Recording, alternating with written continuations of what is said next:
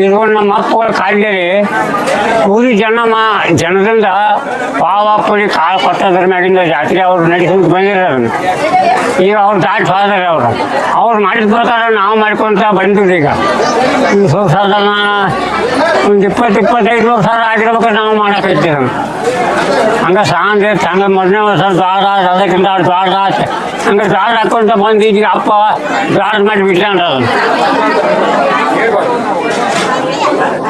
ಮುಂದೆ ಒಂದೊಂದು ಹೆಚ್ಚಿಗೆ ಒಂದೊಂದು ಗಂಡಿ ಬಳ್ಳಿ ಅಂತಾರೆ ಅದನ್ನು ಒಂದೊಂದು ಬಳಿಗೆ ಒಂದು 20 ಕಾಯಿ ತರೋದು ಅದನ್ನು ಪದಾರ್ಥ ಮಾಡೋದು ಅದು ಅನ್ನದಾಗ ಪದಾರ್ಥ ನೀರು ಹಿಂಗೆ ಬರ್ತಾನೆ ಸಿದ್ದಿಲ್ಲಿ ಬಂದು ಹೇಳ್ತಾರೆ.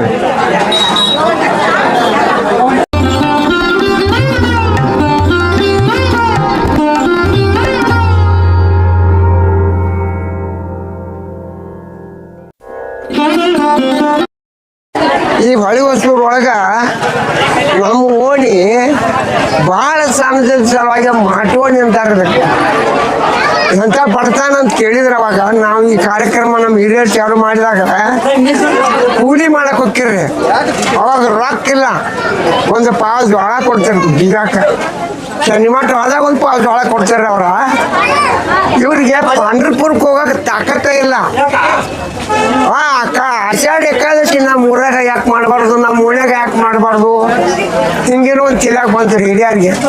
ಯಾವಾಗ್ರಿದು 120 ವರ್ಷದ ಹಿಂದೆ ತಿಲಾಗ ಬಂದ ಅಂದ್ರೆ ನಾವು ಬಗ್ಗಿ ಬಾಲಕರಿದ್ದಾಗ, ನನಗೀಗ 78 ವರ್ಷ ನಡೀತೈತಿ, ಸಣ್ಣವ್ರಿದ್ದಾಗ ಅವರು ಚಾಲು ಮಾಡಿದೆ ಎಷ್ಟೋ ವರ್ಷ ಆಗಿ ಹೋಗಿತ್ತವಾಗ. ಆ ಕೂಲಿ ಏನು ಜೋಳ ಕೊಡ್ತಿರಲ್ರಿ, ಒಂದು ಸೇರು ಜೋಳ 1 kg ಜೋಳ, ಅದ್ರಾಗ ಇವರು ಅದನ್ನು ಕುಟ್ಟೆ ಅದನ್ನ ಅಂಬಲಿ ಮಾಡಿ ಆ ಜೋಳದ ಅನ್ನ ಮಾಡ್ತಿರ್ರಿ ಮೊದಲು ಗಟ್ಟಿಗೆ. ಅದ್ರ ಪ್ರಸಾದ ಮಾಡಿ ಆಷಾಢ ಏಕಾದಶಿ ಇಲ್ಲೇ ಮಾಡ್ತಿದ್ರಿ. ಯಾಕಂತ ಕೇಳಿದ್ರಿ, ಅಂತ ಪೂರ್ಣ ಬಡತನ ಪಂಡ್ರಪುರಿ ನಮ್ಮ ಆಯುಷ್ಯದಾಗ ಹೋಗೋಕ್ಕಾಗೋದಿಲ್ಲ, ಇಲ್ಲೇ ಆಚರಣೆ ಮಾಡೋದು ಮಾಡ್ಕೊಂತ ಬಂದ್ರೆ. ಎಷ್ಟಿದು ಒಂದು 10-15 ಮನೆ ಇರುವಂಥ ನಮ್ದೊಂದು ಮಾಟೋಣಿ ಅಂತ ಹೆಸರಿದಾರಲ್ಲ, ಆಗಿನಿಂದ ಅದು ಟೈಟಾಗಿ ಬಂತ್ರಿ. ಇದಕ್ಕೆ ಆಧಾರ ಇಲ್ಲ, ಒಂದು ಹಚ್ಕೊಂಡು ಒಂದು ಕಂಬ ನಿಂದಿರ್ಸಿ ಮ್ಯಾಲೊಂದು ತಡ್ಪತ್ರಿ ಹಾಕೋದ್ರಿ, ಅದ್ರಾಗನ ಮಾಡೋದು. ಹಿಂಗೆ ಅಖಂಡವಾಗಿ ಅದನ್ನು ಗಟ್ಟಿಯಾಗಿ ಹಿಡ್ಕೊಂಡು ಬಂದುಬಿಟ್ರು ಹಿರಿಯರು. ಅದನ್ನು ನಾವು ಇಲ್ಲಿವರೆಗೆ ಬಂದು ಈಗ ಎಲ್ಲರೂ ಸುಧಾರಿಸಿದಂಥ ಹುಡುಗರು ಕಾರ್ಯಕ್ರಮ ವಿಸ್ತಾರವಾಗಿ ಮಾಡಕತ್ತಾರೆ. ಸಾಕಷ್ಟು ಸಾವಿರಾರು ಜನ ಬಂದು ಪ್ರಸಾದ ಮಾಡ್ಕೋಬೇಕಾದ್ರೆ ಯಾವುದ್ರದ್ದು ಕೊರತೆ ಇಲ್ಲ.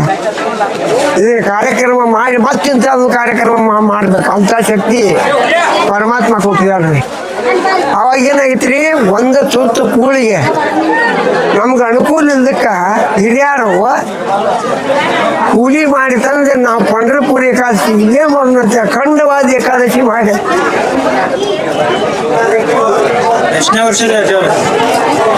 ಇದ್ರಿ ಅವ್ರು ಮಾಡಿದ 120 ವರ್ಷದಿಂದ, ನನಗೆ 78 ನಡೀತಾವ್ರೆ.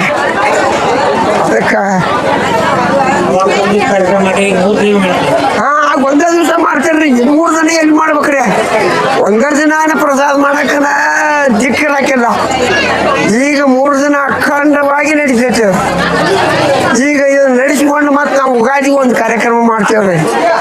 ದೇವರ ಸ್ಥಾಪನೆ ಮಾಡಿದವ್ರಿ, ಶಕ್ತಿ ಕೊಟ್ಟಿದ್ದಾನೆ ದೇವರ ಅಂತೇಳಿ ಹಾಗೂ ಕಾರ್ಯಕ್ರಮ ಮಾಡ್ತೇವೆ. ಹಾಗೂ ಇಷ್ಟು ಜನ ಕೂಡಿರ್ತೈತಿ.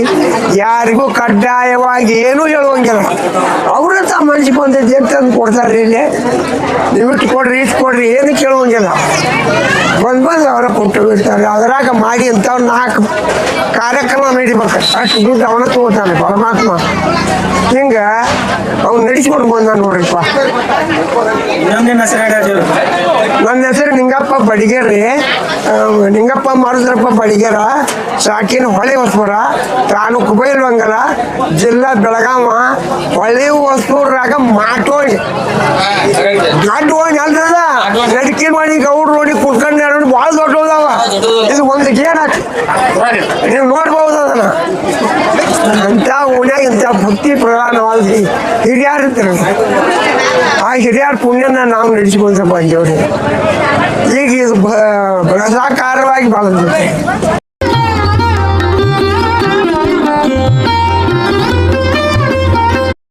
ನಮ್ಮ ನಮ್ಮ ತಂದೆಗಳ ಕಾಲನ ಮಾಧ್ಯಮಗಳ ಕಾಲದಿಂದ ಆದರೂ ಇಲ್ಲಿ ಅನ್ನ ಪ್ರಸಾದ ಆಷಾಢ ಏಕಾದಶಿ ಅಂತೇಳಿ ನಿಮಿತ್ತವಾಗಿ ಮೊದಲ ಒಂದೊಂದು ದಿವಸದ ಕಾರ್ಯಕ್ರಮ ಮಾಡ್ತಾರೆ ಅವ್ರೇನೋ ಕೈ ಅಡಿ ಮಾಡಿ ಅನ್ನ ಪ್ರಸಾದ ಮಾಡಿ ಬಿಡ್ತಾರೆ ಯಾವುದು ಹುಗ್ಗಿ ಆಂಬಲಿ ಅಂತೇಳಿ. ಈಗ ಇತ್ತೀಚವಾಗಿ ಬೆಳ್ತಾ ಬಂತ್ರಿ. ಬೆಳ್ತಾ ಬರೋಣ ಅಂದ್ರೆ ಈಗ 3 ದಿವಸದ ಕಾರ್ಯಕ್ರಮ ಮಾಡ್ತಾವ್ರಿ. ಅಲ್ಲಿ ಆ ಕಡೆ ಪರಸ್ಥಳಿ ಸಂತರು ಬರ್ತಾರ್ರಿ. ದಿಂಡಿ ಉತ್ಸವ ವೀಣಾ ನಿಲ್ಲಿಸ್ತೇವ್ರಿ. 3 ದಿನ ಕಾರ್ಯಕ್ರಮ ಮಾಡ್ತಾವ್ರಿ. ದಶಮಿ ಸ್ಥಾಪನಾ ಮಾಡ್ತಾವ್ರಿ. ಏಕಾದಶಿ ವ್ರತ ಮಾಡ್ತಾವ್ರಿ. ದ್ವಾದಶಿ ದಿನ ಇಂಥ ಭಕ್ತರಿಗೆಲ್ಲ ಅನ್ನ ಪ್ರಸಾದನ ಮಾಡ್ತಾವ್ರಿ. 3 ದಿನ ಕಾರ್ಯಕ್ರಮ ದಿಂಡಿ ಪಾಲ್ಕಿ ಉತ್ಸವ ಮಾಡ್ತಾವ್ರಿ ಊರಾಗ. ದಶಮಿ ದ್ವಾದಶಿ ದಿವಸ 3 ದಿನ ಮಾಡಿಕಾರ ಅನ್ನ ಪ್ರಸಾದ ಸಂತಾಪನೆ ಮಾಡ್ತಾವ್ರಿ. ಈಗೇನೆಲ್ಲ ಕಾಲ ಬದಲಾದಂಗ ಯುವಕರೆಲ್ಲ ಕೂಡಿಕಾರ ದೇಣಿಗೆನು ಕೊಡ್ತಾರ್ರಿ, ಅನ್ನ ಪ್ರಸಾದ ಸಂತಾಪನೆ ಮಾಡ್ತಾರ್ರಿ. ಎಲ್ಲ ಭಗವಂತನ ಇಚ್ಛಾದಿಂದ ಸಂತೃಪ್ತಿ ಐತ್ರಿ.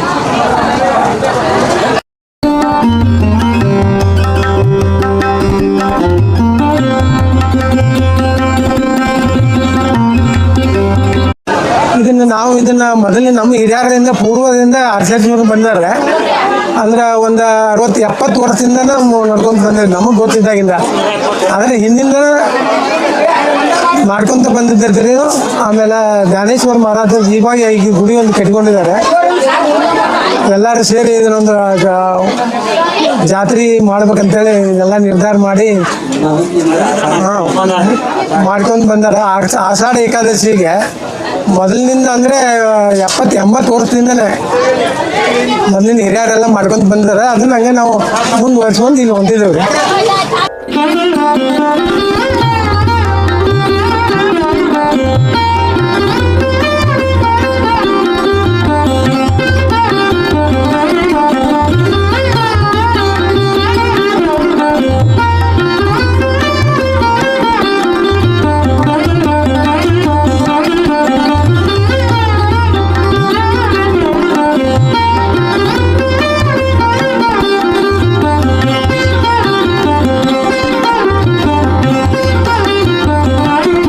ನಾವದು ಸತತ 100ನೇ ವರ್ಷದಿಂದ ವಿಠಲದನ್ನ ಜಾತ್ರೆ ಮಾಡ್ಕೊಂಡು ಬಂದಿದ್ದೇವೆ ರೀ. ಹಾಗಾಗಿ ನಮ್ಗೆ ಇದೆಲ್ಲ ನಮ್ಮ ಊರಿನ ಎಲ್ಲ ಗ್ರಾಮಸ್ಥರು ಹಾಗೂ ಹಿರಿಯರು ಮತ್ತು ಹುಡುಗರು ಎಲ್ಲ ನಮ್ಮ ಫುಲ್ ಸಪೋರ್ಟ್ ಇದು ಮಾಡ್ತಾ ಇದ್ದಾರೆ. ಹೀಗಾಗಿ ನಾವು ಇದು 100ನೇ ವರ್ಷ ವಿಠಲದನ್ನ ಜಾತ್ರೆ ಮಾಡ್ತಾ ಇದ್ದೇವೆ. ಈಗ ನಮ್ಗೆ ಈ ಮುಂದೆ ಹೀಗೆ ಮಾಡ್ಬೇಕು ಅನ್ನುವಾಗ ನಮ್ಮ ಯುವಕರಲ್ಲಿ ಆಸೆ ಇದೆ. ಹಾಗಾಗಿ ಇದು ಮಾಡ್ಕೊಂಡು ಹೊಂಟಿದ್ದೇವೆ.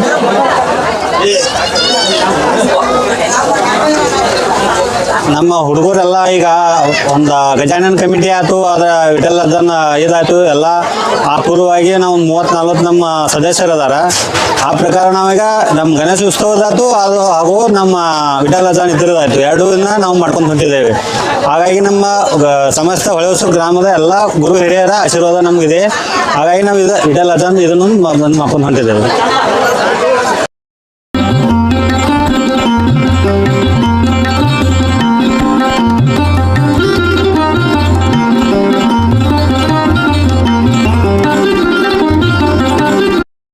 ಬಡ್ಡಿಂದ ನಮ್ಮ ಹಿರಿಯರ ಕಾಲದಿಂದ ಈ ಜಾತ್ರೆ ಒಂದು ಆಷಾಢ ಏಕಾದಶಿ ಅಂತ ಒಂದು ರಥ ಹಿಡ್ಕೊಂಡ್ರಿ ನಾವು ಬಡ್ಡಿಂದ ಬಂದವ್ರೆ.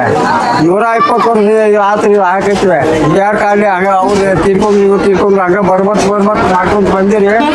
ಅಷ್ಟ ಈಗೆಲ್ಲ ಪ್ರವಚನ ಕೀರ್ತನ ಸಣ್ಣ ಇರುವಾಗ ಬಂದ್ರೆ ಈಗ ಇದು ಇಂಡಿಯಾಗೆ ಒಂದು 7 ವರ್ಷ ಆತ್ರಿ. ಅದ್ರ ಮೇಲೆ ಇವೆಲ್ಲ ನಾವು ಮಾಡ್ಕೊಂತ ಇದನ್ನ ಬೆಳೆಸ್ಕೊಂತ ಬರತ್ತೀವಿ. ಮತ್ತು ಎಲ್ಲ ದೈವದವ್ರು ಕುಂತ್ಯಾದ ಎಲ್ಲರೂ ಒಬ್ಬಟ್ಟದಾರು. ಈಗ ಆಷಾಢ ಏಕಾದಶಿ ನಾವು ಕಾಯಿ ಕೆಲಸ ಮಾಡ್ಕೊಂತ ಹೋಗ್ತೀವಿ ನೋಡ್ರಿ.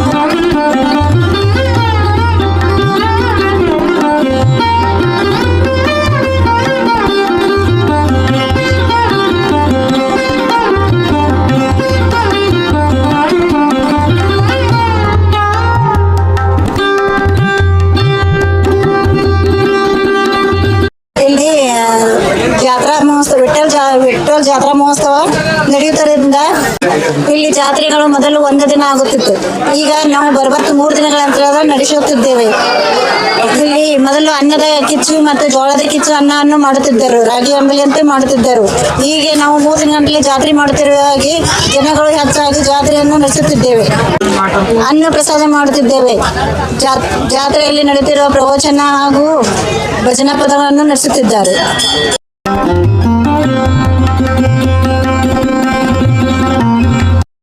ಜ್ಞಾನೇಶ್ವರ ತುಕಾರಾಮ ಜಾತ್ರೆಯು ನಮ್ಮ ಇಲ್ಲಿ ಮಾಟೋಣಿಯಲ್ಲಿ ಸಣ್ಣ ಓಣಿ ಇದು ಸುಮಾರು 120 ವರ್ಷಗಳಿಂದ ನಡೆಕೊಂಡು ಬಂದಿದೆ. ಇಲ್ಲಿ ನಮ್ಮ ಹಿರಿಯರ ತಾತಂದಿರ ಕಾಲದಿಂದಲೂ ಒಂದು ಇದನ್ನ ಜೋಳದ ಕಿಚಡಿ ಇಂಥದ್ದು ಮಾಡ್ಕ್ಯಾಸ ಪ್ರಸಾದವನ್ನು ಹಂಚಿ ಈ ಜಾತ್ರೆಯನ್ನ ಮಸ್ತನ ಮಾಡ್ಕೊಂತ ಬಂದಿದ್ದಾರೆ. ಹಾಗೆ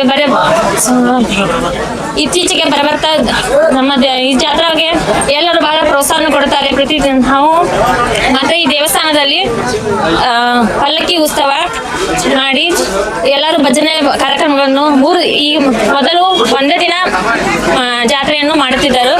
ಹೀಗೆ 3 ದಿನಗಳ ಕಾಲ ಜಾತ್ರೆಯನ್ನು ಮಾಡಿ 3 ದಿನಗಳ ಕಾಲ ರಾತ್ರಿ ಪ್ರವಚನ ಮತ್ತು ಕೀರ್ತನ ಭಜನಾ ಕಾರ್ಯಕ್ರಮಗಳಿಂದ ಈ ಕಾರ್ಯಕ್ರಮವನ್ನು ನಾವು ಸಂಭ್ರಮಿಸುತ್ತೇವೆ. ವಿಶೇಷ ಒಂದು ನನ್ನ ಅನಿಸಿಕೆ ಹೇಳ್ತೇನೆ ಅಂದರೆ 3 ದಿನ ಪ್ರವಚನ ಭಜನೆಗಳನ್ನು ಕೇಳ್ತೇವೆ. ಆ ಪ್ರವಚನವನ್ನು ಪ್ರತಿಯೊಬ್ಬರು ಈ ಕಿವಿಲೆ ಕೇಳಿ ಈ ಕಿವಿಲೆ ಬಿಡೋದು ಮಾಡಬಾರದು. ಅದನ್ನು ನಮ್ಮ ಜೀವನದಲ್ಲಿ ನಾವು ರೂಢಿಸಿಕೊಳ್ಬೇಕೆಂದು ನಾನು ನನ್ನ ಅಭಿಪ್ರಾಯ ಹೇಳುತ್ತೇನೆ.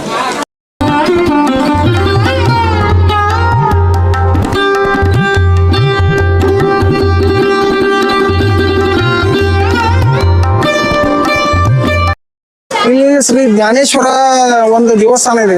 ಇದನ್ನ ಈ ಏಕಾದಶಿ ದಿವಸ ನಾವು ಈ ಆಚರಣೆಯನ್ನು ಮಾಡ್ಕೊಂತ ಬಂದಿದ್ದೀವಿ. ಸುಮಾರು 100 ವರ್ಷ ಆಯ್ತು ಇದನ್ನ ನಮ್ಮ ಹಿರಿಯರೆಲ್ಲ ಮಾಡ್ಕೊಂತ ಬಂದಿದ್ದಾರೆ. ಈ ಒಂದು ಏಕಾದಶಿ ದಿನ ಒಂದು ಕಾರ್ಯಕ್ರಮ ನೀಡಿದ್ಲ ಇದನ್ನೆಲ್ಲರೂ ಮುಂದುವರ್ಸ್ಕೊಂತ ಬಂದಿದ್ದಾರೆ. ಇದ್ರ ಹಿಂದೆ ನಾವು ಈಗ ಹಂಗ ಕಂಟಿನ್ಯೂ ಮಾಡ್ಕೊಂತ ಬರ್ತಾ ಇದ್ದೇವೆ. ಎಲ್ಲ ಇವತ್ತಿನ ಪೀಳಿಗೆ ಎಲ್ಲ ಮೊಬೈಲ್ ಅದು ಇದು ಇಂಥದ್ರೊಳಗೆ ಟೈಮ್ ಪಾಸ್ ಮಾಡ್ತಿರ್ತಾರೆ. ಆದ್ರೆ ನಮ್ಮ ಒಳ್ಳೆ ಸಪ್ತಾಹನ ಮಾಡಿ ಎಲ್ಲರಿಗೂ ಒಂದು ಮಾದರಿ ಆಗ್ತಾ ಇದ್ರು. ಆಮೇಲೆ ಇದನ್ನ ಇನ್ನೂ ನಾವು ಹೆಚ್ಚಿನ ರೀತಿಯಲ್ಲಿ ಮಾಡ್ಕೊಂಡು ಹೋಗ್ಬೇಕಂತ ಮಾಡಿದ್ವಿ. ಅದಕ್ಕೆ ಎಲ್ಲರಿಗೂ ಸಹಾಯ ಸಹಕಾರ ಎಲ್ಲರೂ ನಮ್ಗೆ ಹಿಂಬಾಲಿಬೇಕು.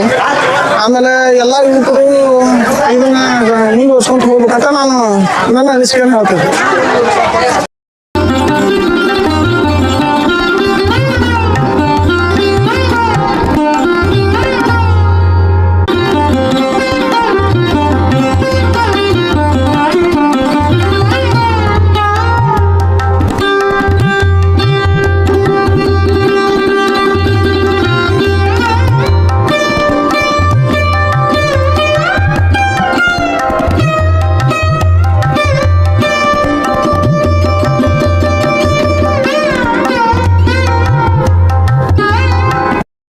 ಇಲ್ಲಿ ನಮ್ಮ ಹಿರಿಯರೆಲ್ಲರ ಒಂದು 100 ವರ್ಷದ ಇತಿಹಾಸ ಇರ್ತಾರ.